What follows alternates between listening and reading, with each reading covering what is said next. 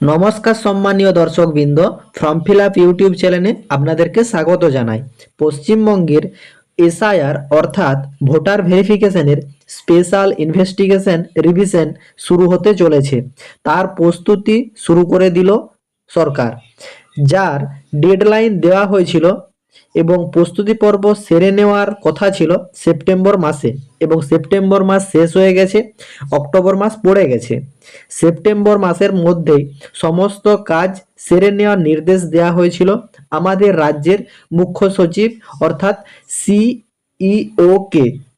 সেই কাজ শেষ হয়ে গিয়েছে এবং পশ্চিমবঙ্গের এসআইআর নিয়ে কি আপডেট আছে, কিভাবে এসআইআর হবে, এসআইআর এর ফর্ম কেমন দেখতে হয় এবং কিভাবে এসআইআর এর ফর্ম ফিল আপ করবে, তার সমস্ত আপডেট রয়েছে আজকে এই ভিডিওর মাধ্যমে। তাই তোমরা ভিডিওটি স্কিপ না করে শেষ পর্যন্ত দেখবে। এবং তোমাদের কাছে একটাই অনুরোধ, যারা এই চ্যানেলে নতুন, এই রকম লেটেস্ট এবং প্রয়োজনীয় আপডেট সবার আগে দেখার জন্য ফর্ম ফিল আপ ইউটিউব চ্যানেলটি সাবস্ক্রাইব করে সাথে থেকো এবং ভিডিওটি ইনফরমেটিভ মনে হলে একটি লাইক দিয়ে যেও। ভোটের আগেই বাংলার জন্য নতুন 2 আধিকারিক নিয়োগ করল দেশের নির্বাচন কমিশন।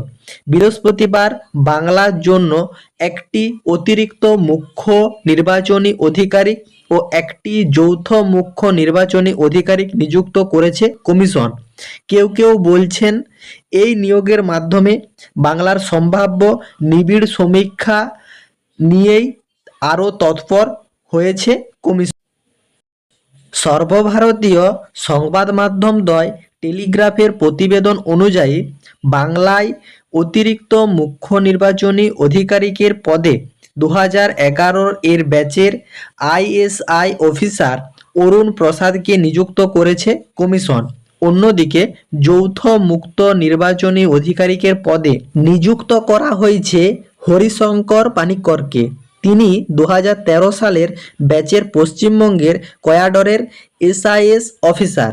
বলে রাখা ভালো, এই দুজনের নির্বাচন কমিশনের যোগ দেওয়ার আগে পর্যন্ত যথাক্রমে আসানসোল থেকে দুর্গাপুর ডিভিশনের যে ডেভেলপমেন্ট অথরিটি কার্যনির্বাহী কর্তা ও বাংলার অর্থ দপ্তরের বিশেষ সচিবের পদে কাজ করছেন।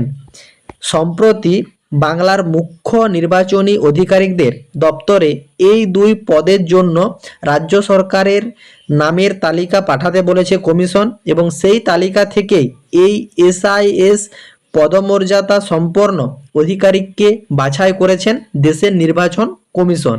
তবে নিয়োগ প্রক্রিয়া এখানেই যে শেষ হয়েছে এমন নয়, কারণ কমিশন সূত্রে খবর বাংলার জন্য এখনও ডেপুটি চিফ ইলেকটোরাল অফিসারের 3টি পদ খালি রয়েছে, যা পূরণ করতে রাজ্যের থেকে নাম চেয়েছে কমিশন।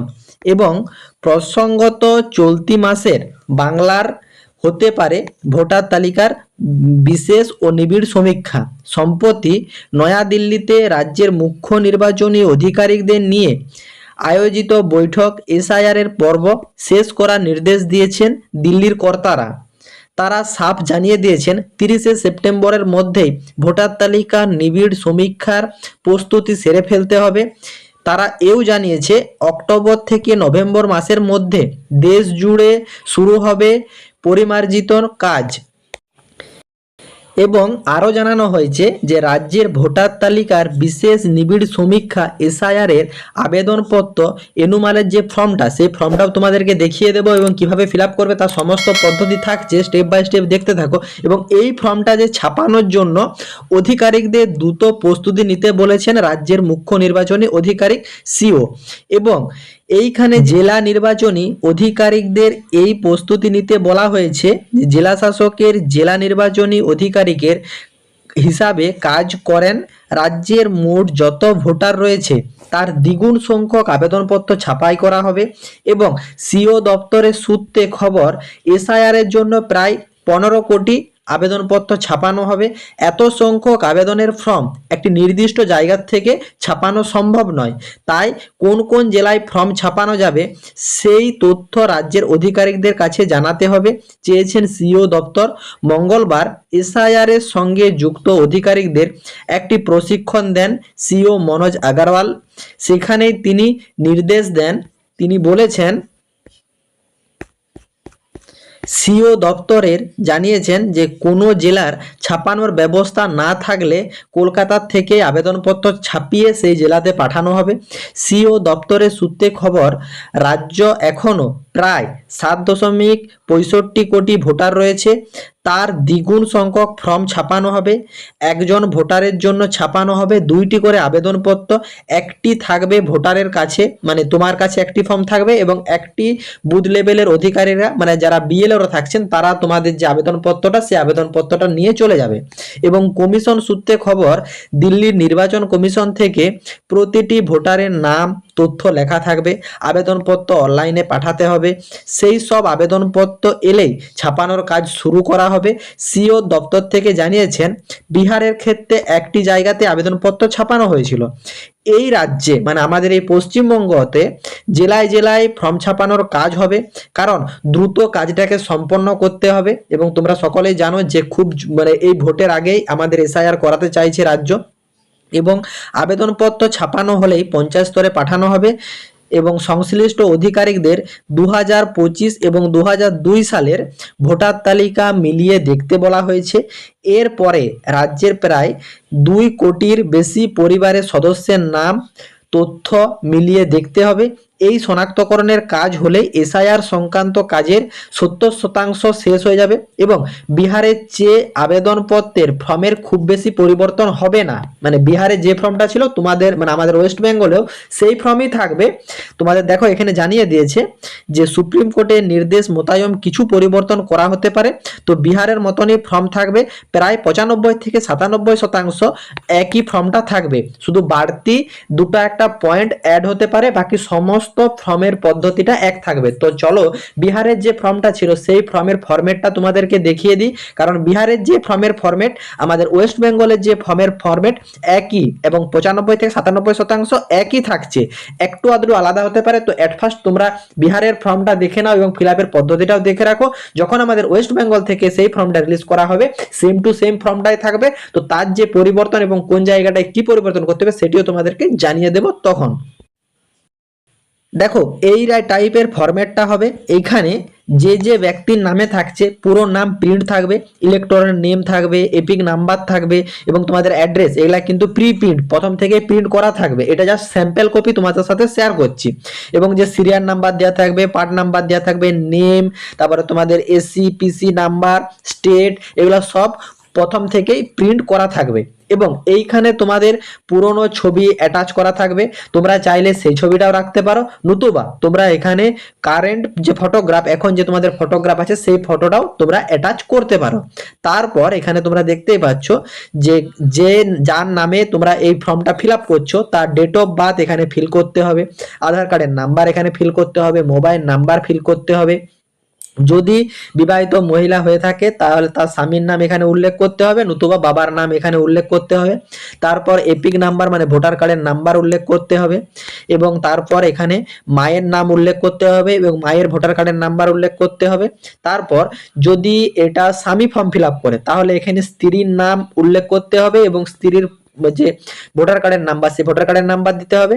যদি স্ত্রী ফর্মটা ফিল আপ করে তাহলে স্বামীর নাম উল্লেখ করতে হবে এবং স্বামীর যে ভোটার কার্ডের নাম্বার সেই ভোটার কার্ডের নাম্বার এখানে ফিল করতে হবে।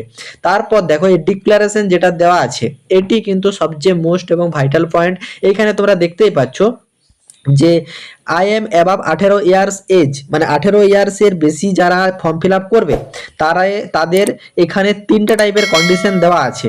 যে এইখানে যে I was born India before, মানে এখানে তোমাদের 1/7/1987 আগে যারা জন্মগ্রহণ করেছে তাদের হলে 2002 সালের যে ভোটার লিস্ট সেই ভোটার লিস্টে নাম থাকলে কোনো ডকুমেন্টস দিতে হচ্ছে না। যদি সেই লিস্টে নাম না থাকে তাহলে কিন্তু এইখানে যে টোটাল 12টা টাইপের ডকুমেন্টস দেখানো হয়েছে, সেই ডকুমেন্টসের ভিতর থেকে তোমাদেরকে কিন্তু ডকুমেন্টস পুট করতে হবে। এবং কি কি সেই ডকুমেন্টস, ভিডিও শেষ পর্যন্ত জুড়ে থাকো, আমি তোমাদেরকে সব ইন ডিটেলসে দেখিয়ে দেবো। এখানে তোমাদের যে ওই ডকুমেন্টসের লিস্টের থেকে যে কোনো একটা ডকুমেন্টস দেখাতে হবে।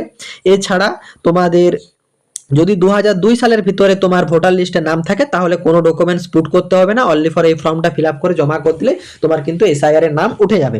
তারপর এইখানে তোমরা যদি 1987 সালের 1/7/1987 থেকে 2/12/2004 ভিতরে যারা যারা জন্মগ্রহণ করবে তাদেরও প্রসিডিউর সেমই থাকছে। যদি 2002 সালের ভোটার লিস্টে নাম উল্লেখ থাকে তাহলে কিছু ডকুমেন্টস দিতে হচ্ছে না, না হলে কিন্তু এই সব ডকুমেন্টসের থেকে যে কোনো ডকুমেন্টস পুট করতে হবে। সেটা তোমার গার্জিয়ানদের হতে পারে, যে বাবা অথবা মায়ের যে কোনো ডকুমেন্টসে যার হোক একটা, মায়ের বা বাবার কারো যদি নাম 2002 সালের ভোটার লিস্টে থাকে তাহলে কিছু দিতে হবে না। যদি লিস্টে নাম না থাকে তখন কিন্তু বাবা অথবা মায়ের যেসব ডকুমেন্টসগুলো প্রোভাইড করা আছে সেই ডকুমেন্টসের থেকে কিছু ডকুমেন্টস পুট করতে হবে। এবং যাদের 2/12/2004 পরে জন্মগ্রহণ হয়েছে তারা তো আর 2002 সালের ভোটার লিস্টে তাদের নাম থাকছে না, তাদের জন্য কিন্তু মাস্ট এই ডকুমেন্টসগুলোর থেকে ডকুমেন্টস পুট করতে হবে এবং বাবা অথবা মা প্লাস নিজের ডকুমেন্টস পুট করতে হবে। এবং যদি কোনো ব্যক্তি যেখানে লেখা আছে I was born outside of India, ইন্ডিয়ার বাইরে জন্মগ্রহণ করে থাকে, তাহলে কিন্তু তাদের attach proof of birth registration certificate issue by the India mission about থেকে তোমাদের থাকতে হবে, তাহলে তোমরা অগ্রাধিকার পাবে। এবং যাদের যাদের যে ইন্ডিয়ান সিটিজেনশিপ বাই তোমাদের রেজিস্ট্রেশন ন্যাশনালশিপ থাকে তাহলে তাদের সেই যে ফরম্যাট সেই ফরম্যাট অ্যাটাচ করতে হবে, তাহলে তারা অগ্রাধিকার পাবে। এবং তারপর এখানে তোমাদের যে প্রসিডিওরগুলো আছে এগুলো তোমরা দেখতেই পাচ্ছ।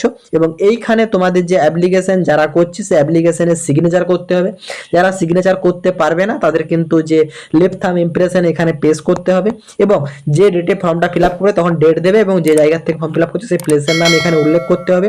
এবং তোমরা এখানে দেখতেই পাচ্ছ তোমাদেরকে কিন্তু ডিরেক্ট জানিয়ে দিয়েছে যে এইখানে টোটাল এই 11টা ডকুমেন্টস নিয়ে আমাদের ছিল, কিন্তু তোমরা জানো যে পরবর্তী সময়ে আমাদের কিন্তু ডিরেক্ট জানানো হয়েছে যে 12 নম্বর ডকুমেন্টস হিসাবে আমাদেরকে কিন্তু আধার কার্ড আমরা আপডেট করতে পারি, কিন্তু সেই আধার কার্ডটাকে ভেরিফিকেশন করা হবে যে সেটা তোমাদের জেনুইন না কোনো ফ্রড ভাবে বানানো, এবং সেটা যদি জেনুইন হয় তবেই সেটা অ্যাকসেপ্টেবল হবে, নতুবা অ্যাকসেপ্টেবল নয়।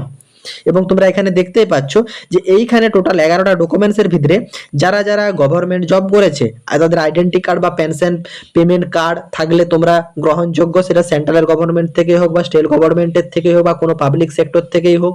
এছাড়া any identity card certificate documents issue by the government local authority থাকে, কোনো ব্যাংকের তরফ থেকে, পোস্ট অফিসের তরফ থেকে, কোনো এলআইসির তরফ থেকে যদি থাকে সেটা কিন্তু 1/7/1987 আগে হতে হবে, তাহলে সেটা গ্রহণযোগ্য হবে। এছাড়া birth certificate issue by the complete অথরিটির থেকে বার্থ সার্টিফিকেট ইস্যু থাকলে সেটা গ্রহণযোগ্য, পাসপোর্ট থাকলে গ্রহণযোগ্য। তাছাড়া মাধ্যমিক বা education certificate issue by the register board আর ইউনিভার্সিটির থেকে থাকলে গ্রহণযোগ্য। এছাড়া permanent residential certificate issue by the complete authority থেকে থাকলে, স্টেট অথরিটির থেকে থাকলে গ্রহণযোগ্য। এছাড়া বন দপ্তর থেকে তোমাদের যে পাট্টা দেওয়া হয় সে পাট্টার যদি কাগজ থাকে তাহলে তোমরা গ্রহণযোগ্য। এছাড়া ওবিসি এসটি যে কাস্ট সার্টিফিকেট হয় সেই কাস্ট সার্টিফিকেটটা যদি কমপ্লিট অথরিটি থেকে তোমাদের ইস্যু করা থাকে তাহলেও সেটা গ্রহণযোগ্য। এছাড়া তোমাদের ন্যাশনাল রেজিস্টার বাই সিটিজেনের আন্ডারে থাকলে গ্রহণযোগ্য। এছাড়া তোমাদের যে ফ্যামিলি রেজিস্টার, তাছাড়া তোমাদের স্টেট বা লোকাল অথরিটি থাকলে গ্রহণযোগ্য।